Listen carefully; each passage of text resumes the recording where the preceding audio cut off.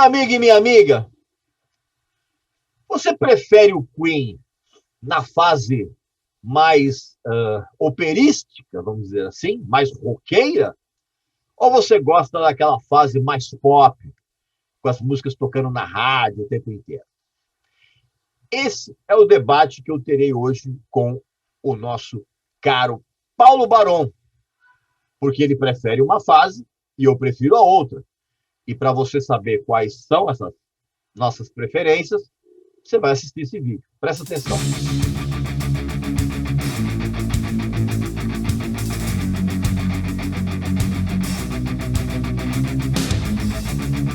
Meu amigo e minha amiga, eu vou interromper um pouquinho essa conversa, cara, porque eu tenho uma dica espetacular para você que ama a música brasileira, que é esse livro aqui espetacular do Marcos Hermes, um dos fotógrafos mais renomados da história da música brasileira, que é o Brasileirô. Olha que livro sensacional. É um livro de fotografias inacreditáveis das últimas décadas, mostrando os grandes nomes da música brasileira em fotos incríveis, cara. Como, por exemplo, olha essa foto aqui dos Paralamas, por exemplo. Olha que sensacional. Tá vendo? E é um livro luxuosíssimo. Qualquer página que você abra, você vai ter uma foto incrível. Olha isso. Olha que maravilha. Vou pegar aqui, ó. Qualquer foto. Olha aqui, ó. Sensacional, né? É um livro espetacular. E claro que você que segue o nosso canal, você tem privilégios.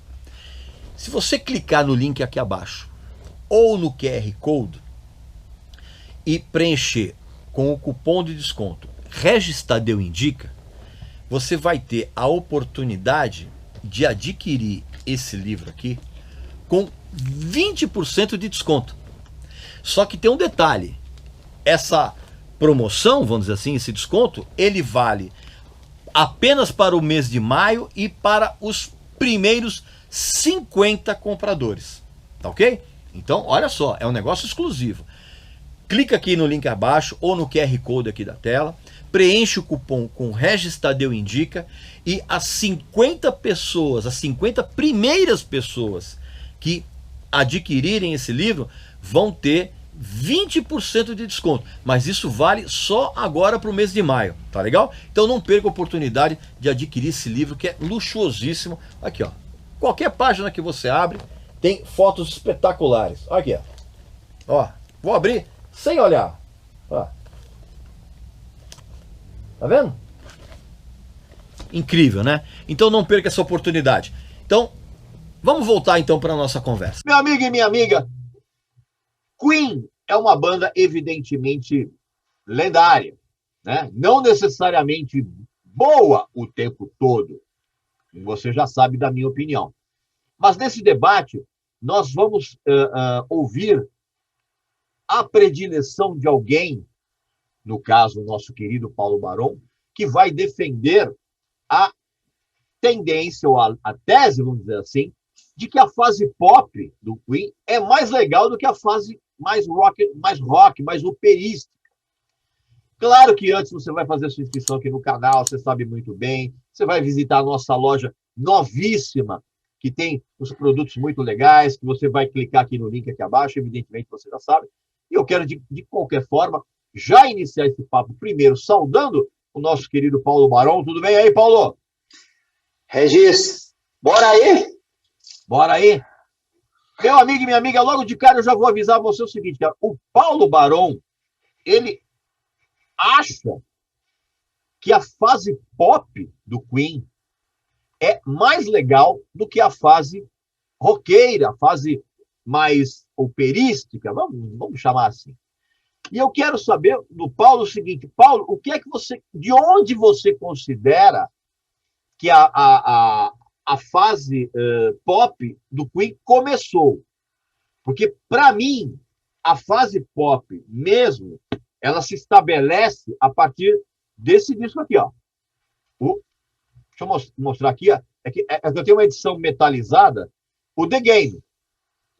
Aqui, ó.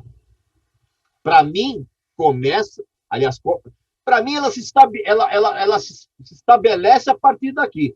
Para você também é assim, ou você acha que começou antes? Eu acho, bom, primeiro vamos colocar, a base sempre do Queen é o rock, né? Sempre. Então, tipo, nós estamos discutindo aqui se era mais rock ou menos rock.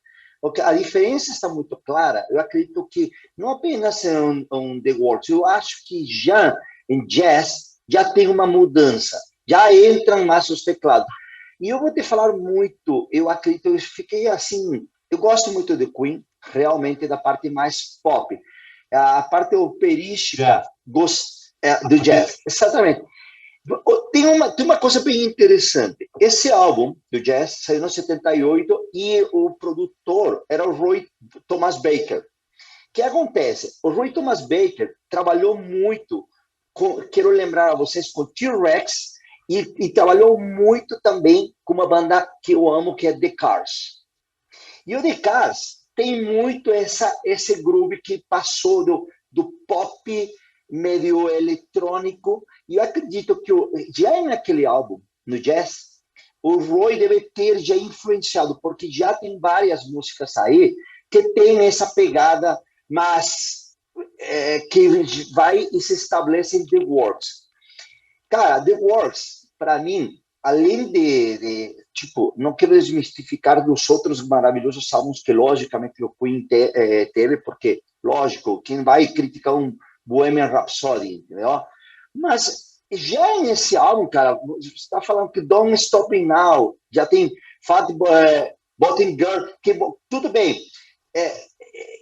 tem o rock and roll, mas já tem a pegada pop. Não sei o que você acha sobre isso, meu caro. Eu lembro nitidamente, aliás, assim, eu recomendo quem conseguir caçar essas edições aqui, ó, essas edições japonesas. Eu lembro nitidamente que quando o jazz saiu, foi lançado, entre as pessoas que gostavam do Queen desde o primeiro disco, as pessoas deram uma brochada espetacular. Porque, assim, como é que eu vou dizer? Tinha algumas canções muito estranhas. Porque, por exemplo, o disco abre, por exemplo, com Mustafa, que evidentemente é uma canção que remete à infância, à juventude, vamos dizer assim, do Freddie Mercury na Tanzânia. Tanzânia, né? Se eu não me engano. E ninguém entendeu nada. As pessoas, eu lembro nitidamente que quando a gente ouviu esses discos, e quando eu estou falando a gente, eu estou falando das pessoas que já vinham acompanhando, toda aquela coisa, que a gente sempre teve a exata noção de que o Queen era realmente uma banda que balanceava a coisa mais pesada com o lance pop de uma maneira absolutamente brilhante, né?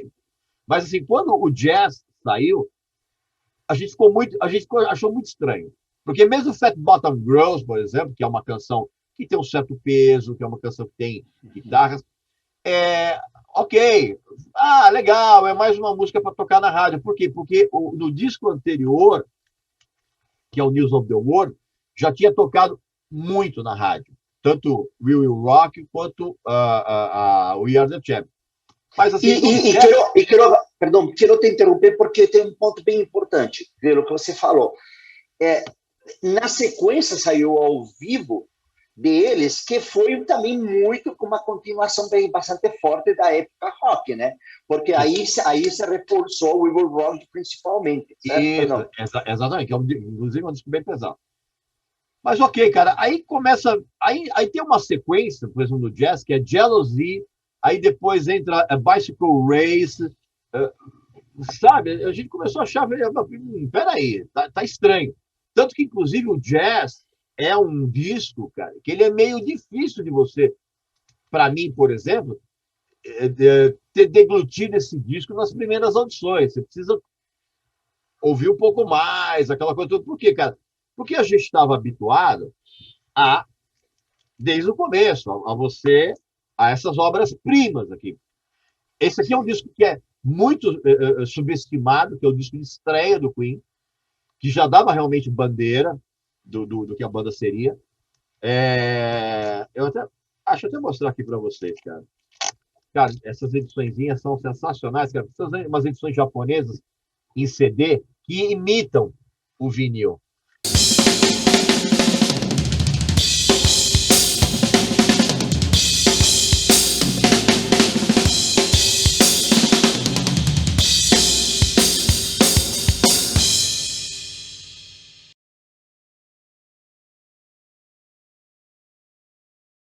Que, inclusive, olha que legal.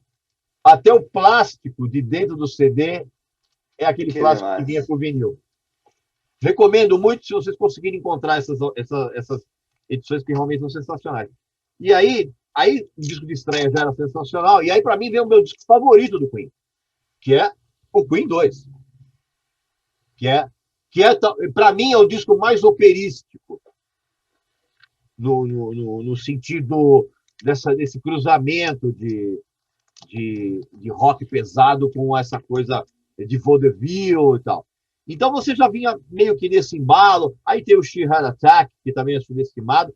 Aí tem, evidentemente, a obra-prima, que é o A Night at the Opera. Pra você ter uma ideia, eu gosto tanto do A Night at the Opera que eu tenho duas versões. Que eu tenho essa versão japonesa, que é igual o vinilzinho, e tem essa edição dupla. Aqui, ó. Vou mostrar aqui, ó. Né? Que é sensacional, que tem o DVD, o cacete A4. Então, a gente já vinha nessa toada, e aí, o que acontece? Quando, por exemplo, eu lembro na época, quando Bohemian Rhapsody começou a tocar na rádio, e você sabe muito bem da história, que era longuíssima, a gravadora não queria, blá, blá, blá, blá, blá, blá, aquela coisa toda. E aí, quando... E o que as pessoas precisam entender é o seguinte, cara, na época da Night at the Opera, Love of My Life não tocava na rádio. Todo mundo pensa que Love of My Life era o grande sucesso. Cara, Love of My Life não tocava na rádio. Love of My Life começou a tocar na rádio a versão ao vivo do Live Killers, que aí todo mundo lá cantando lá fora. E aí sim as pessoas começaram a cantar aqui também. Aí quando eles vieram aqui no Brasil, naquele show do Morumbi, foi um negócio sensacional. E aí começou a tocar. O que tocava na rádio era mesmo a Bohemian Rhapsody. A canção pop que mais tocou na rádio do Queen foi Somebody to Love. Daqui, do A Day of the Race. Então já vinha nessa toada, que desagou, evidentemente, no News of the World. Se você fizer um retrospecto, você vai ver, por exemplo, que News of the World é o disco em que todas as faixas podiam ter tocado na rádio. Sim, é um álbum muito, muito completo, realmente. Mas se você vai na parte pop, ele tem vários álbuns também que tem que podiam ter tocado todos na rádio. Eu acredito que o que mais teve... Uau! Já vamos ir passando por aí sobre cada um dos álbuns, mas, por exemplo, The Kind of Magic tem muitos hits. O Ambition for a Band, A Kind of Magic. Cara, tem muitos álbuns do Queen que, para mim, são perfeitos. O próprio The Game tem Another Beat of the Dust, Crazy Little Thing Called Love. Cara, tem muita Save Me. Cara, eu acredito que... Mas aí, Paulo, esse que é exatamente o problema do Queen, na minha opinião. Porque a partir desse disco aqui, que realmente eu concordo com você, tudo aqui podia tocar na rádio. Concordo. Tudo. Só que aí os discos do Queen começaram a ser feitos exatamente com essa premissa. Tudo começou a ser feito, realmente, para poder tocar nas rádios. Então, toda aquela ambição, vamos dizer, artística da década de 70 foi praticamente jogada no lixo. Porque, por exemplo, você pega o The Works, por exemplo, que é um disco legal. Não estou dizendo que ele é ruim. Ele é um disco legal. Mas, por exemplo, tudo aqui, mesmo as canções mais pesadas, por exemplo, como Hammer to Fall, foram feitas para tocar na rádio. E aí, para mim, então, para você, o que é um mérito, para mim já é um demérito. Pois é, mas olha que interessante, porque, por exemplo, muitas vezes, nesse tipo de discussão, se dá muita culpa ao produtor, certo? Inclusive, eu comecei com a história do produtor. Mas depois, você, por exemplo, escuta uma música como Rocket, do The Game, tá? Que lembra muito de Cars, muito de Cars. Aí você pensa, então, de quem foi culpa? Foi culpa do novo produtor que estava, ou já o Roy, lá atrás, já tinha falado, pô, cara, olha, escutem essas bandas. Será que o Queen, é minha opinião, tá? Estou pensando porque eu não queria julgar o Queen por ter sido radiofônico. Para mim, a vitória do Queen é ser radiofônico. É justamente a habilidade que essa banda teve de tudo o que eles faziam chegava a ser radiofônico. Quando íamos pensar que um Bohemian Rhapsody poderia estar tocando na rádio, mas era Jamais. tão boa. Nos padrões normais, jamais. Jamais. Mas era tão boa, era tão radiofônica, que não tinha como não tocar na rádio. Esse é o ponto. Eu já, por exemplo, eu posso vir a entender, porque naquela época eu morava na Espanha e o Queen tocava muito na Espanha. Eu cheguei a ver o Freddie Mercury com Queen, depois vi em todas as fases do Queen. Mas eu me lembro realmente do que você falou quando eu vi o álbum Jazz, quando eu vi a capa, que eu começava a comprar o vinil. Quando eu vi a capa, já me impressionou. Falei, putz, o que é isso? Porque a capa já mostra uma parada. Você poderia mostrar aí o álbum? Você tem ele aí? Mostra de novo. Qual? Do Jazz. Do Jazz. A capa já mostrava que ele queria, que estava uma pegada pop. A própria capa já chama, o próprio nome Jazz. Porque essa imagem aqui, o título, na verdade, e a imagem remetem exatamente ao túnel do tempo. Lembra que Exatamente. E que depois, vamos lembrar, o Flash Gordon, que foi depois do The Game, lembra? Que isso sim é o pior álbum para mim, que eu não gostei, mas é um álbum conceitual que foi feito para um filme. Então, mas aí, assim, mas aí nem vale a pena considerar, né, Paulo? Porque o disco ele funciona inteiro como uma trilha para um filme. Tanto que, inclusive, o Flash Gordon, se você não sabe o contexto do filme, você não sabe do que se trata, é um disco muito estranho mesmo, mas é uma trilha sonora. É uma trilha, mas mesmo assim tem uma música que você salva, que eu gosto, por exemplo, The Hero, que é a última. Então que é aquela coisa épica, né? Então, o que eu quero falar é, o Queen, ele tinha uma habilidade para, em todos os álbuns, em todos, tem uma habilidade que poucas bandas conseguem, que é essa habilidade de poder ter, você saber que ele tem um lado comercial. Eu entendo quando você diz assim, putz, a partir dessa fase daqui, mudou. Mas se eu vou lá atrás, nos próprios álbuns que você comentou, todos tinham músicas comerciais, cara. Eles tinham uma habilidade para fazer esse lado pop, e eles brincavam com esse pop. Esses dois discos aqui são exemplos disso. Exemplo disso. E são um dos melhores discos que tem a banda. Mas é que esses discos, Paulo, ainda dentro dessa pegada radiofônica, eles ainda mantinham uma conexão com a estética sonora do Queen. Você acha que isso começou antes? A partir do The Game, por exemplo, essa conexão ela foi rompida. E eu tenho certeza absoluta de que isso aconteceu por um motivo que a gente já está careca de saber na história das outras bandas. E eu vou falar um negócio aqui para vocês. Eu já falei isso num vídeo e eu tenho certeza que as pessoas vão ficar chocadas. O Queen nunca fez sucesso nos Estados Unidos. Porque o Queen não conseguia. Tanto que, assim, várias foram as tentativas do Queen de fazer extensas turnês nos Estados Unidos e eles não conseguiam. Porque, assim, é muito estranho isso.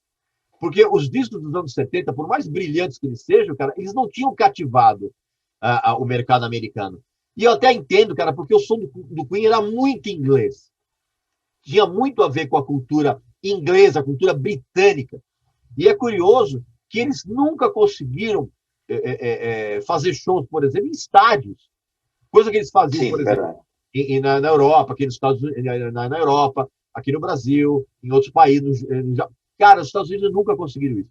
Então, eu tenho certeza absoluta que muito dessa guinada radical teve a ver também com isso. Naquela coisa de tentar... Mas mesmo assim, nos Estados Unidos, mesmo na fase seguinte que estamos conversando, não deu certo. Eu tenho uma lógica nessa história aqui, tá? Os Estados Unidos viveram muito do rock desde o hipismo e passou sempre para o rock. Depois, nos 80, passou para o hard rock.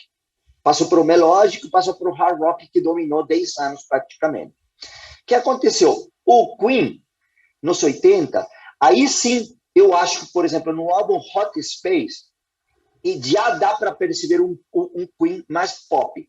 Aí já é mais pop mesmo. Eu sinto que aquele álbum, não acho que no The Game ele tenha tanta mudança. No Hot Space, ele teve. Agora, vamos falar, que ano foi o Hot Space?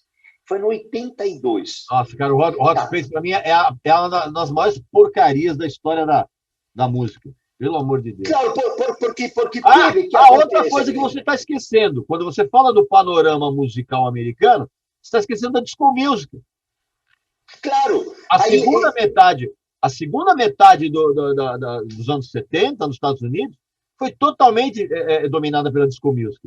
Por isso que o Queen colocou, por exemplo, Another One by the Dust, que é copiada do Chic. Sim, totalmente. Mas realmente, aí quando o Queen entra com Hot Space, certo? O que acontece? Estavam na contramão de tudo o que estavam fazendo as bandas naquela época. Todo mundo estava no rock. E na contramão total. É verdade. Isso é verdade. A banda entrou na contramão. Tava todo mundo fazendo música boa, e aí o Queen fez o quê? Ele fez uma merda de um disco. Totalmente contramão. Regis, calma, tem músicas muito boas. Escuta, fizeram um Under Pressure com David Bowie, né? É só essa. Ah, cara. A única música que salva do Hot Space é Under Pressure. Aquelas Las Palavras de Amor. Put on the Fire. É puta som também. Você tá maluco. E vou falar um negócio para você. Os anos 80 foi uma fase em que o Freddie Mercury assumiu ainda mais a liderança, vamos dizer assim, ou tirania. Não, liderança musical. Porque você vê o seguinte, que uma coisa, eu até reconheço que você tem, por exemplo, no The Works, por exemplo, você tem Radio Gaga, que foi uma música pop até que interessante, na minha opinião. Tem gente que chapa com essa música. Eu acho uma música interessante. Essa música, inclusive, eu tenho certeza absoluta que ela ia...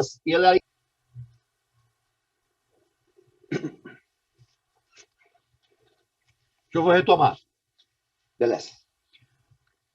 Inclusive, eu tenho certeza absoluta que Radio Gaga, por exemplo, que é uma música do Roger Taylor, ela ia entrar em um dos discos solo que ele ia fazer. Porque, por exemplo, ele já tinha, se eu não me engano, 2 discos. Um é esse aqui, que é muito legal, que chama Fun in Space, que absolutamente não tem nada a ver com Queen, né? E tem esse aqui, que é o Stranger Frontier, que é a edição nacional. Então, eu tenho certeza, por exemplo, que Radio Gaga entraria num desses discos solo. Então, eu sei que ele perdeu o fio da meada. Tem algumas canções aqui nesse disco que ainda equilibram um pouco essa coisa, um pouquinho, não nos anos 70, mas um pouquinho mais pesada com a coisa. Esse disco, por exemplo, que é o que tem I Want to Break Free. E eu vou dizer uma coisa para você, E eu vou dizer uma coisa para você. Eu tenho certeza absoluta, quase certeza absoluta, que grande parte dessa rejeição que os americanos tinham pelo Queen era por causa da afetação do Freddie Mercury, da coisa do homossexualismo absolutamente explícito e provocativo. Porque lembre-se que o mercado americano sempre foi muito conservador. Sim. E I Want to Break Free, por exemplo, eles achavam que eles iam fazer uma brincadeira e tal. Cara, o clipe de I Want to Break Free foi pessimamente recebido nos Estados Unidos. Pessimamente recebido nos Estados Unidos. Mas vamos falar por quê. De novo, estamos falando das épocas. 1984, ok? O que aconteceu em 1984? Era todo o hard rock pegando, pesado, e aí, só que era muito em cima, primeiro, do satanismo, machismo e tal. Quando apareceu Queen, vamos lembrar, inclusive, aquele épico momento que teve o Frank Zappa com o próprio nosso amigo Dee Snider, que foram lá a defender justamente os lyrics explícitos. A liberdade de expressão. A liberdade de expressão. O que acontece? O Queen entrou totalmente na contramão, de novo, só que falando, liberando o homossexualismo. Na Europa, por exemplo, que naquela época eu morava na Europa, era o máximo, porque era, tanto que o Queen é gigante, muito mais grande que em qualquer lugar do mundo, na Europa. Sim. O Queen foi a maior banda da história da Europa, e continua sendo. Por quê? Justamente por esse assunto, que era o Freddie Mercury sair com a bandeira do liberalismo daquela época. E deixou super bem claro nesse álbum, com I Want to Break Free.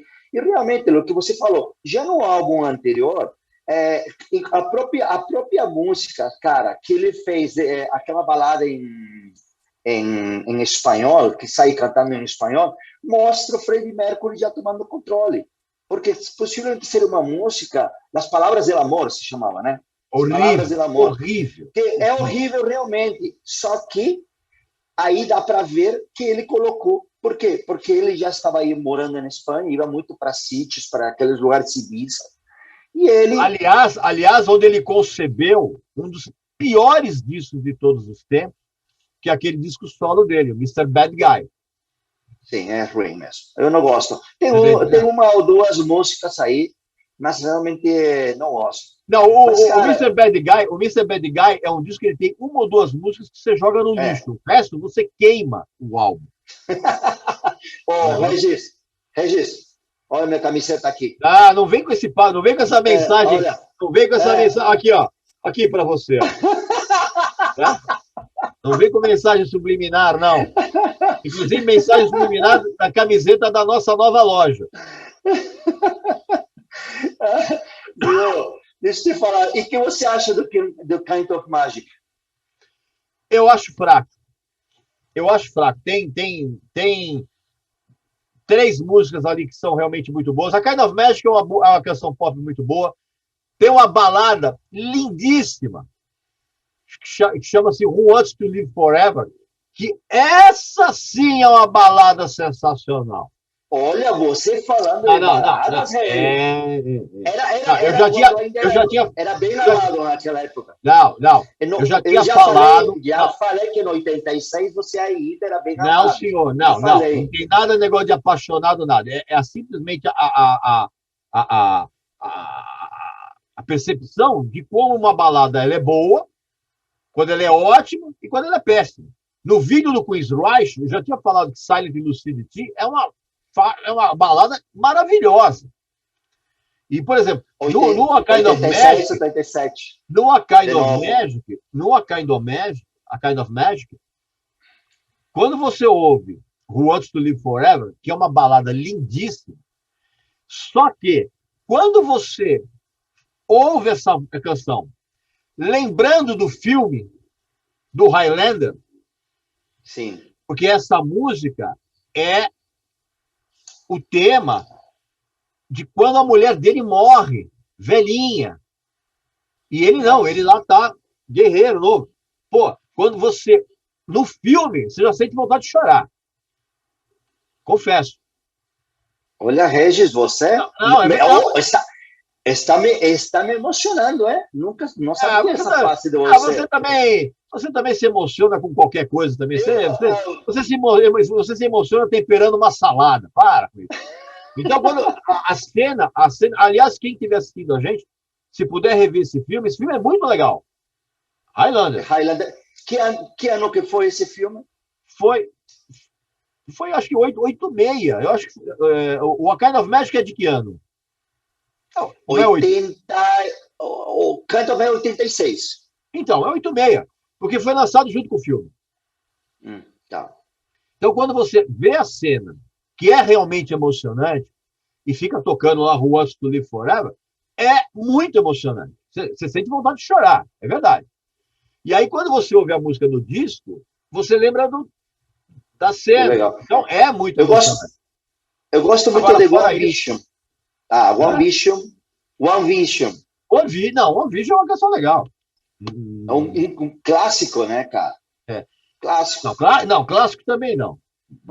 Vai com calma. Clássico também não. Clássico é Bohemia, One Night at the Opera. Aí essa fase, por exemplo, ele tem um disco também que tem algumas das piores músicas do Queen, mas tem algumas outras que são interessantes, que é esse disco aqui, ó, The Miracle, que aliás tem uma das capas mais horrorosas de todos os tempos. Assim, isso é uma coisa. Ninguém deles parece. O único que se parece com ele mesmo é realmente o Brian May, né? Não, essa capa é medonha. Eu não sei quem teve essa brilhante ideia de fazer esse milagre da ruindade aqui nesse disco. Porque esse disco tem mais uma música também que eu acho interessante, que é The Miracle. The Miracle é uma canção pop bem interessante, mas tem umas outras coisas ali. Aqui é a banda tentando embarcar atrasada naquela época da New Wave eletrônica, né? Tem Scandal. De fato, você, por exemplo, The Invisible Man, tem uma coisa bem interessante. É realmente muito sintetizador. Esse álbum tem muito sintetizador. Eu acho que tentando pegar a onda que estava tendo na época Van Halen. Van Halen estava naquela onda. Eu acho que não. Mas, cara, tem o mesmo tipo de sintetizador. Não, isso aqui falando do sintetizador. Então, mas aqui a intenção, sabe qual era? Aqui a intenção, sabe qual era? Era levar o Queen para as pistas de dança. Porque algumas faixas aqui tem muito mais a ver com a dance music da época europeia do que com o teclado do Van Halen, não. Agora, uma coisa precisa ser dita. Esse disco aqui, Innuendo, por favor, é da fase pop do Queen, que para mim começa no The Game, para mim é uma das melhores coisas. E, aliás, esse disco aqui, inclusive, Freddie Mercury já estava doente, né? Desculpa, antes de você voltar a isso, um pouco te dando razão com um pouco do que você está falando sobre essa parte de mais dos 88, 89, tá? E naquela época, era realmente que o Freddie estava enlouquecido, né? Estava de festas, ficava nas baladas, ia muito para Ibiza, Sitges, todas aquelas baladas que tinham de decadência, que era uma verdade. Tanto que no próprio filme está bem explícito essa situação. O que pode ter acontecido realmente? Porque o filme é muito mais atenuado do que realmente foi, meu amigo. Exatamente. Freddie Mercury jogou pesado. Pesado. Então, o que acontece? Eu imagino a situação, tá? Toda essa história de balada, das festas, levando. Até por isso, pode ser que essa capa que você estava comentando, The Miracle, justamente tentando mostrar eles unidos, porque, na verdade, eles não estavam unidos naquela época. Não, claro que não. Eles não estavam unidos, que foi a soberania, o que você estava falando, tentando ser um ditador, o Freddie, nos três últimos discos, na verdade, tomando o comando, que está claro. Mas, no Innuendo, possivelmente, até porque o Freddie estava doente, possivelmente... Já não conseguia mais ter o controle. Já não podia ter o controle. Pode ser, porque realmente o Innuendo é um álbum muito melhor que os outros dois antecessores, pelo menos os dois antecessores, tá? Estou falando, porque os outros eu gosto bastante. O Hot Space eu gosto bastante. The Works, amo, é um dos meus discos favoritos. The Works é um dos meus discos favoritos da banda. The Game adoro. Tá? Mas Innuendo está no mesmo nível, para mim, dos top. Eu acho que o Innuendo, ele, de uma certa forma, ele foi uma busca por uma retomada épica no som do Queen. Embora não, evidentemente, com os mesmos padrões sonoros dos anos 70, porque até não seria nem ideal fazer isso, mas ele, de uma certa forma, é uma retomada. Inclusive, depois que o Freddie Mercury morreu, eu, por exemplo, teve um disco que eu não gostava na época, e depois eu, ouvindo com mais calma, tem algumas coisas interessantes, que é o Made in Heaven, né? Que tem, acho que, as últimas coisas que o Freddie Eu já não gosto fez, desse álbum. Tá? E, evidentemente, que eu sei que você já me falou isso, que, inclusive, esse disco aqui, talvez, com o Paul Rodgers, é um dos teus favoritos, né? É o meu favorito. Mas antes de você passar para esse álbum, eu quero falar uma coisa do Innuendo. Me desculpe, tá? Tá. Falando um pouco de você, eles tentando buscar o retomado possivelmente dos 70, pode ter sido que por isso eles trouxeram, inclusive, Steve Howe a participar da produção do álbum. Sabe? Mas... Pode ser, porque que engraçado trazer o Steve Howe justamente naquela época. Estamos falando que em 92, quando saiu Innuendo, cara, era a época do grunge, né? E eles realmente fizeram um álbum mais pesado, né? Tem músicas bem mais pesadas nesse álbum de Innuendo. Tipo, aquela música, cara, esse The Hitman, putz, é pauleira, né? Ele volta com essa pegada. Eu não sei se teve essa influência tão grande assim, viu, Paulo? Até porque, como eu acho que a produção do David Richards, por exemplo, junto com a banda, ela conseguiu costurar bem essa retomada épica, né? Eu diria para você que foi um disco assim muito digno de despedida, vamos dizer assim. Agora, obviamente, de lá para cá, a coisa mudou toda. Assim, não vou dizer para você que eu não gosto desse disco. Eu gosto desse disco. Mas aqui, por favor. o Rocks. Mas aqui tem uma jogada que pouca gente entendeu, que era o Queen. O Paul Rodgers fez questão de frisar que ele não era o integrante do Queen. Tanto que, inclusive, você pode ver que é Queen, more Paul Rodgers. Porque o Paul Rodgers, evidentemente, eu cheguei a ver shows aqui do Queen com o Paul Rodgers aqui no Brasil. Eu sinceramente, eu não curti muito, não, cara. Eu já amei, cara. Não, eu achei um pouco deslocado. Você tá entendendo? Como é que eu vou dizer? Quando eu vi aqui no Brasil o show, para mim ficou ainda mais nítida essa coisa do convidado. Porque assim, o Paul Rodgers fez um trabalho muito legal.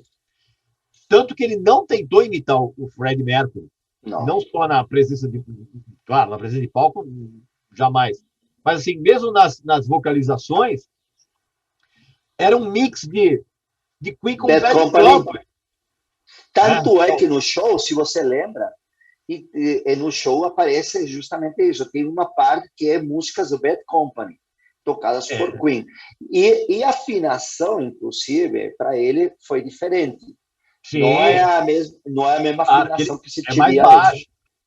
É mais baixo. Então, mais tipo baixo. assim, as pessoas às vezes não entenderam o que eles estavam tentando, era uma brincadeira que estava acontecendo. E você sabia, cara, que depois... A brincadeira, né? A brincadeira de grana. Que você sabia que, bom, dentro de toda essa jogada, isso já falando dos bastidores, coisas que eu sei de bastidores, uma vez conversando, inclusive, internamente com o pessoal de Queen e falando com Jeff Scott Soto, o Jeff Scott Soto chegou a participar, estar um mês com os caras, porque ele ia ensaiando, e ele ia ser realmente que ia substituir, porque já não estava dando mais a situação de... O que aconteceu? O Paul Rodgers sempre foi muito grande na Europa, mas não no resto do mundo.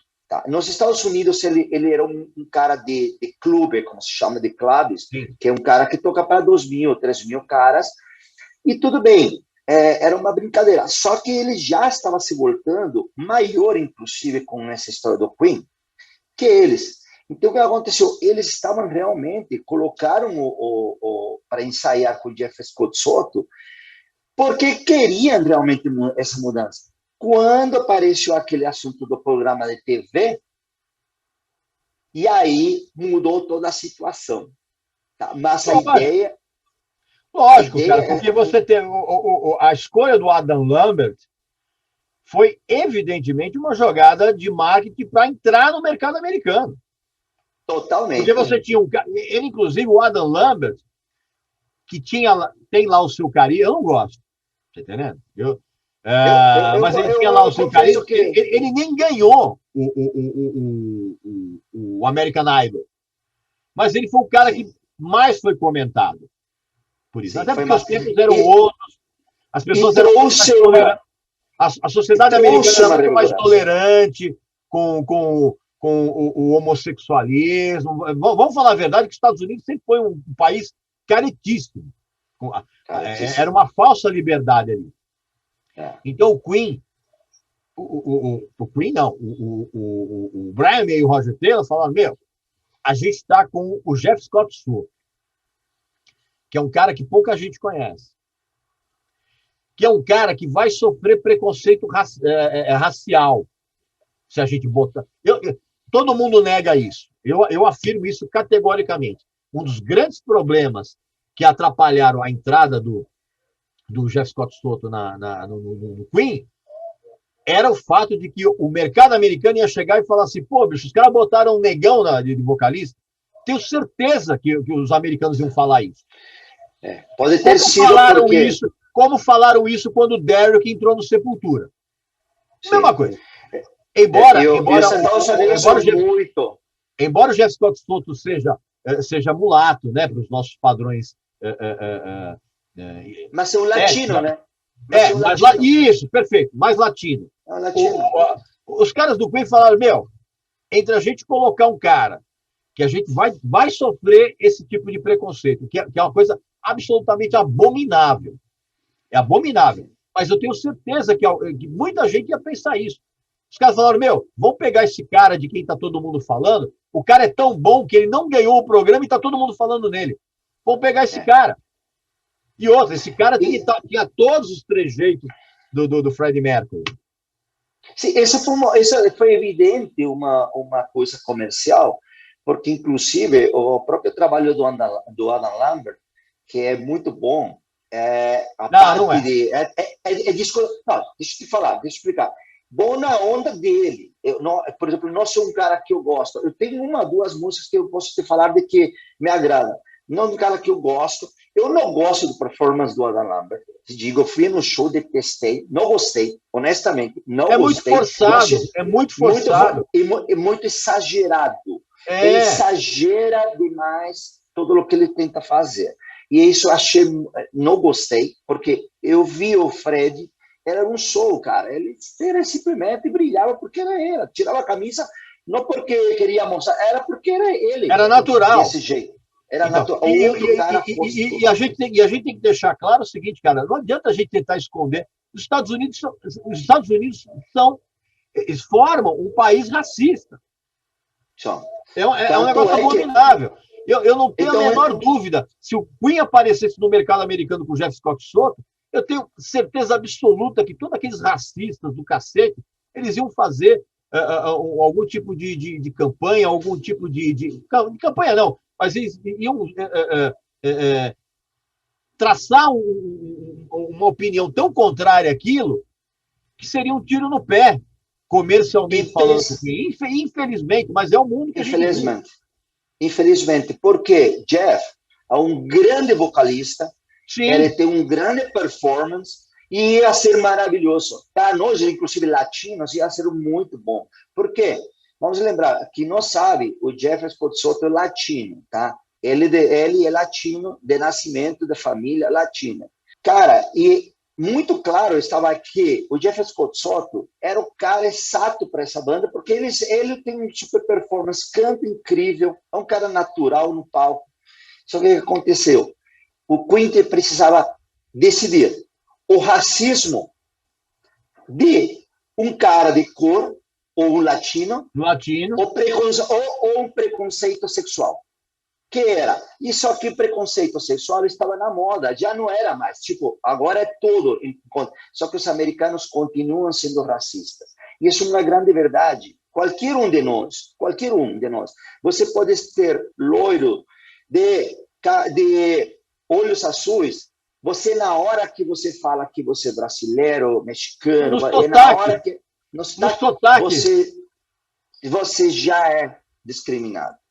Então, aliás, esse, inclusive, você sabe muito bem disso, Paulo, esse é o grande problema das bandas brasileiras tentarem carreira lá fora, ou artistas tentarem carreira lá fora.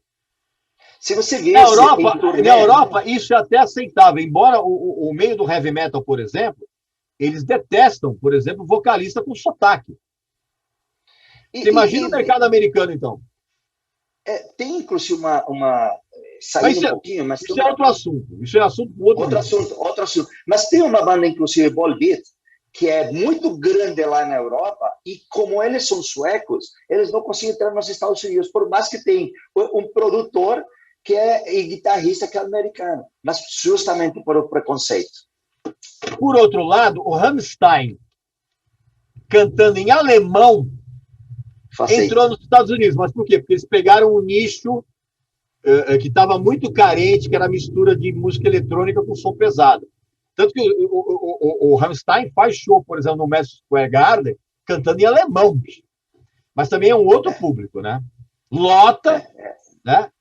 Mas é outro público. Mas isso é outra história. Isso é outro debate. Meus amigos e minhas amigas, vocês estão acompanhando, então, o nosso debate aqui, com o Paulo optando pela fase pop do Queen e eu, evidentemente, defendendo toda a produção da banda nos anos 70. Deixa aqui nos comentários as suas opiniões de uma maneira educada, né? Porque, assim, todo mundo que deixa comentário mal educado, eu apago. Já vou deixar apago. Todo mundo que deixa comentário grosseiro, sem educação, folgado, nunca mais é visto por quem quer que seja aqui nesse canal, tá? Então já vou avisando logo de cara. Então deixa aqui nos comentários qual é a fase que você mais prefere e por quê, né? Argumente isso com inteligência, tá bom? Não esquece de fazer a sua inscrição aqui no canal, você já sabe como faz. Não esquece de visitar a nossa loja, que tem produtos muito legais. Aliás, a nossa novíssima loja, exatamente, com novos produtos sensacionais, as camisetas espetaculares, como essa que vocês estão vendo aqui. Não é que a loja mudou, é uma nova loja, novíssima loja, tá bom? E não esquece também de adquirir os livros do Paulo Baron, o Rocking All My Dreams, né, que tem umas histórias mirabolantes dele, né, sempre fazendo lambança, acertando e fazendo lambança, né? Que, aliás, é exatamente o que ele faz aqui no canal. E a gente se encontra numa próxima ocasião, num próximo debate. Tá bom, Paulo? Valeu, Paulo. Abração. Abraço, meu caro. E vocês, meus amigos e minhas amigas, a gente volta muito em breve com mais vídeos aqui no nosso canal. Tá legal? Abraço, saúde para você, para sua família e para seus amigos.